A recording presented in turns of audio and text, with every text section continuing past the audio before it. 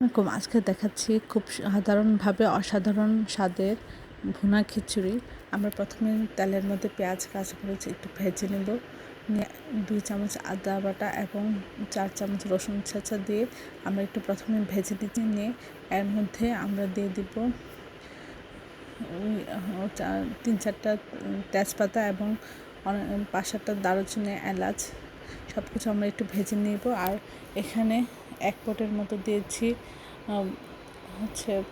মাসকলাইয়ের ডাল, 1 পটের মধ্যে বুটের ডাল, আর ভাতের চাল 2.5 পট।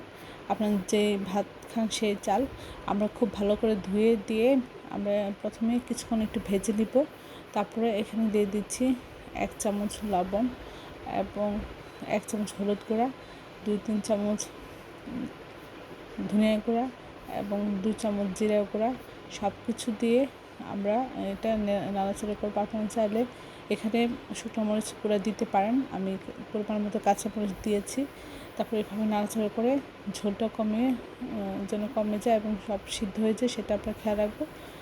সব কিছু ঠিকঠাক হয়ে গেলে, ঝোল কমে গেলে এবং পরিপূর্ণভাবে সিদ্ধ হয়ে গেলে আমরা এটা নামিয়ে পরিবেশন করব। নামানোর আগে আপনারা 1/2 চামচ ঘি দিতে পারেন, তাহলে এতে টেস্টটা বেড়ে যায়।